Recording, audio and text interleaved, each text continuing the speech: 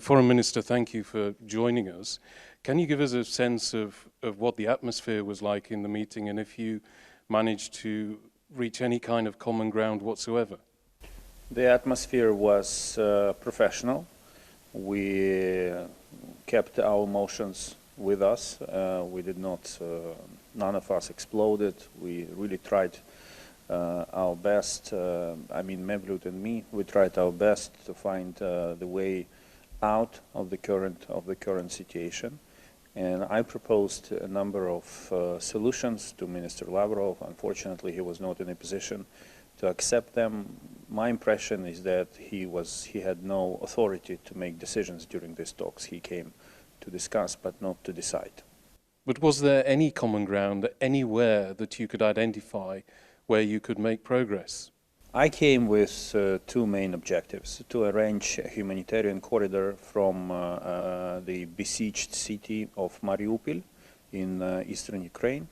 Thousands of civilians suffer there without water, without electricity, without food supplies. And second, my goal was to try to reach an agreement on the 24 hours humanitarian ceasefire across the entire combat zone to ensure, again, humanitarian passages and supplies.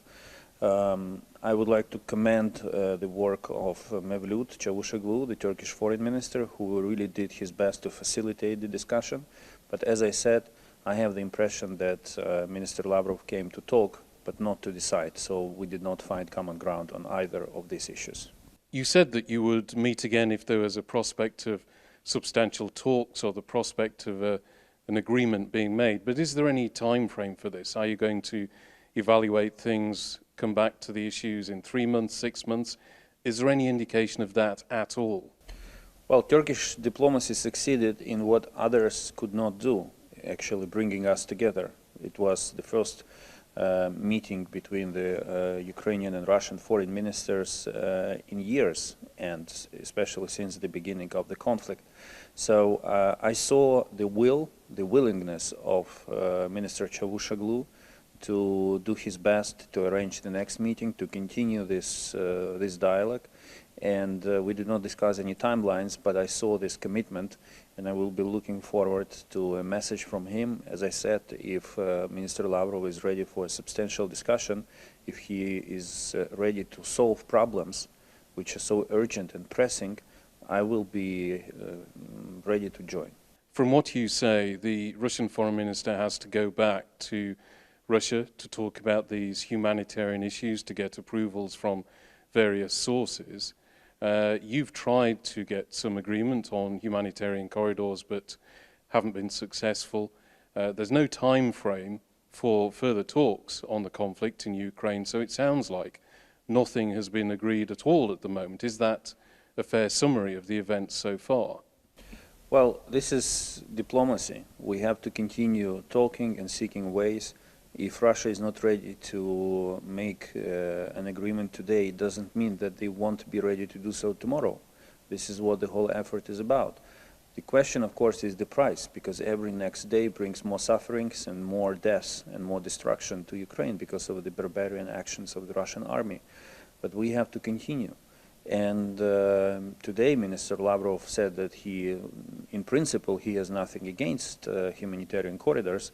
It's just not in his competence to decide on that. I was surprised to hear that, because my assumption is that foreign ministers are vested with powers to make decisions and to negotiate and make deals. But again, it seems that maybe specifically for this round, for this first round of talks, Minister Lavrov was in a different position. Now, in a recent interview with a US news channel, your president said that he was cooling down on the issue of Ukraine joining NATO. He said that was because NATO is shying away from controversial issues, doesn't want to provoke Russia. Now, one of Russia's problems is that it says it doesn't want you to join NATO. So is there some common ground here? Is there some way of you starting a discussion from this point? Well, the real issue for Ukraine is security guarantees, and hard security guarantees, similar to the ones that members of NATO have.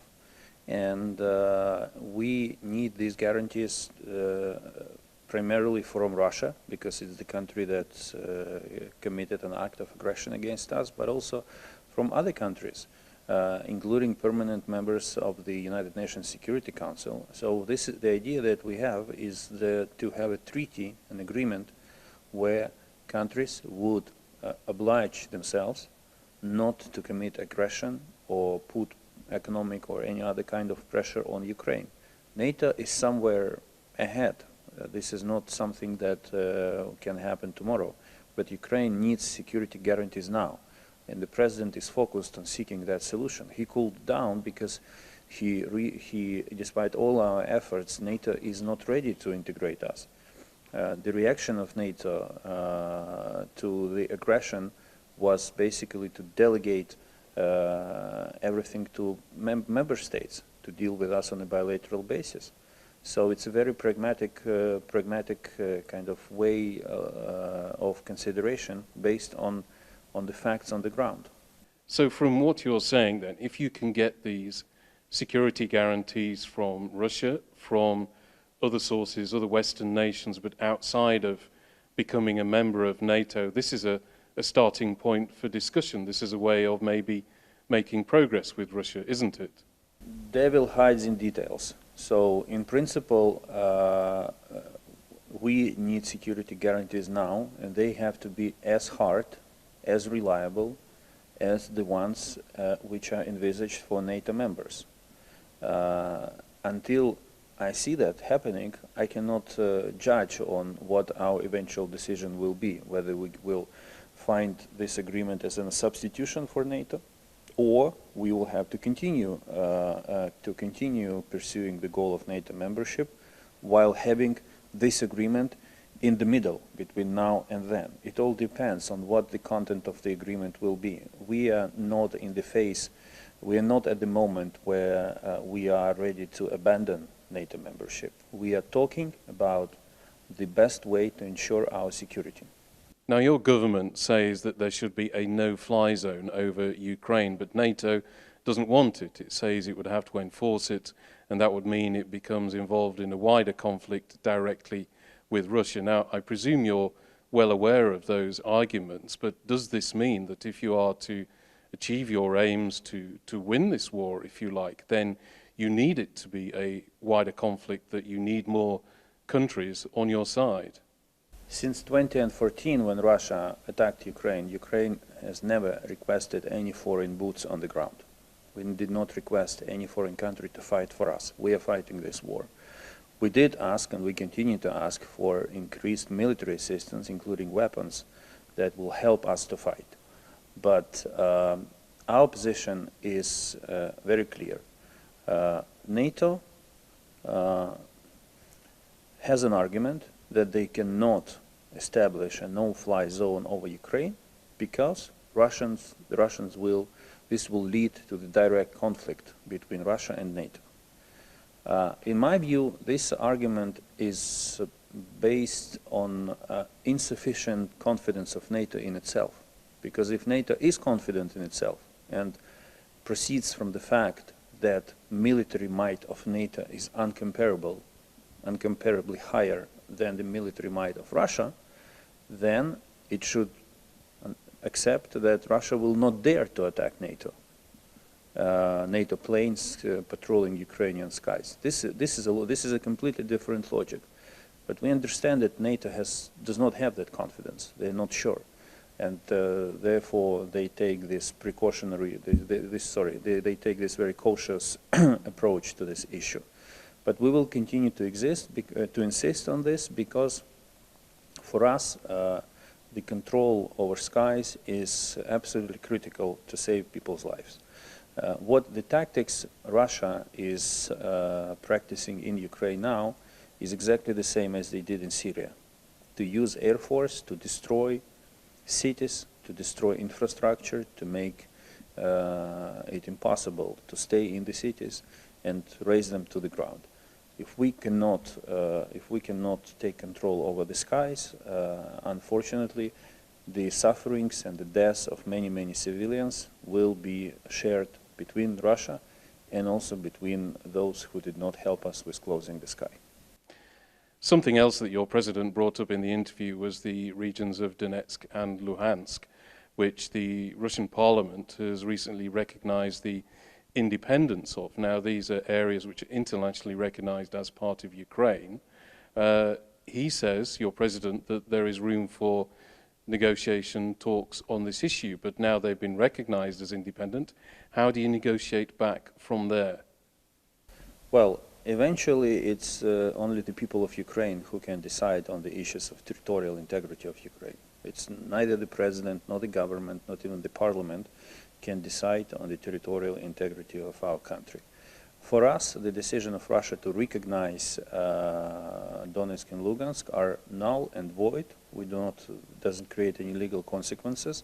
So this remains an open issue that needs to be discussed in talks, and the solution should be found. The new reality is that Minsk agreements are not the basis for that solution anymore. So we can create a completely new framework for the solution. But again, we are not in a position to abandon any parts of our territory. It's simply none of us has the competence to do so.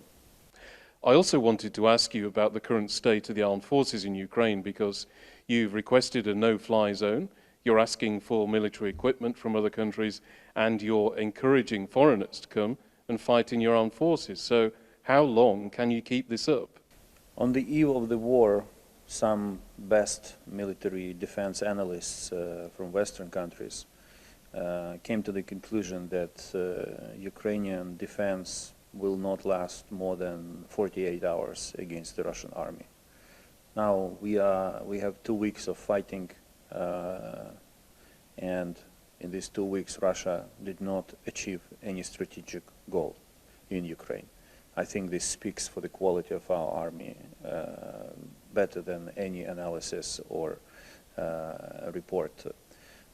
We are fighting because what we have in Ukraine is the true people's war. People defend their country, their land, their towns, villages, cities. And we have the capacity to continue because we stand, we defend the right cause. We have people who line up to be enlisted to the army. But it's true that we need more weapons and more military equipment to be able to effectively fight the Russians. And this is the field where we closely cooperate with our partners. Now, many people will have been following the news recently, will have seen about this convoy, which is about 40 miles long and is quite close to Kiev at the moment. And if your armed forces are in a good position at the moment, why haven't you taken military action against that convoy? Well, because military know where to strike first. And in the meantime, we destroyed many convoys. And in one of the places in southern Ukraine, our army destroyed around 30 military helicopters at the airport with one strike. Yes, the advantage that Russia has is the vast amount of different military equipment, tanks, trucks, artillery, armored vehicles, helicopters, planes. But we know how to destroy them. We successfully do so. And I think I'm not a defense expert, so I don't know why that specific convoy was not hit immediately, but probably because it was so long and it got stuck on the road so that it was not the most immediate target to be hit by the army. I also wanted to ask you about how you managed to get here today, because there are a lot of stories in the media about assassination attempts on your president, so I imagine it will be quite dangerous for you to actually leave your country and travel all the way to Turkey. So can you tell me a few details about how you made the trip? Well, I came here first and foremost because my colleague and friend Mevlut Çavuşoğlu arranged this meeting. If it was someone else, I would probably not come. I would have suggested a video call. As my president does, I'm staying in Ukraine all the time. From time to time, I have to change the location for security reasons. To come to Turkey, I traveled to the border with one of our western neighbors by car.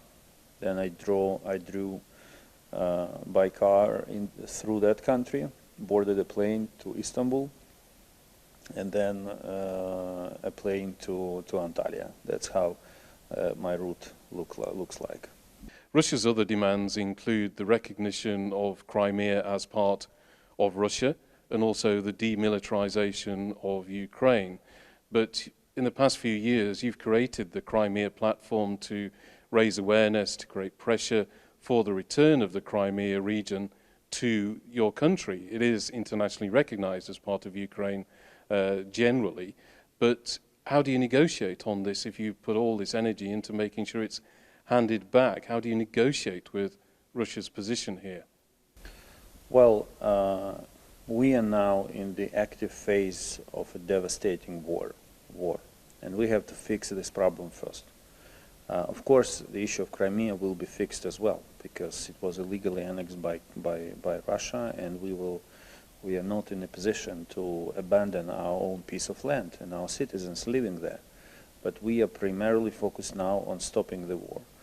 The list of demands that Russia put together and forwarded to Ukraine, if you took them all together, it's not a negotiating position. It's really an ultimatum of surrender. And my president was very clear on that, and I reiterated this message to Minister Lavrov today. We shall not surrender. We have the capacity to fight. We demonstrated in the last 2 weeks that we effectively we can effectively repel Russian attacks. But it's in the interest of all, including Russia, to put an end to this war if it has the will to do so. It has to be focused on this, because it will also save the lives of their soldiers. Many of them get killed in action in Ukraine. It will save the Russians living in Russia from the unprecedented economic crisis that Russia is now falling into. So, in my view, from all perspectives, the peace is in interests of all. But there is one man who doesn't seem to be interested in peace, and his name is Vladimir Putin. I don't know who has to convince him, but he needs to understand that the sooner peace is established and Russia withdraws from our territories, the better it will be for all of us and for the continent as a whole.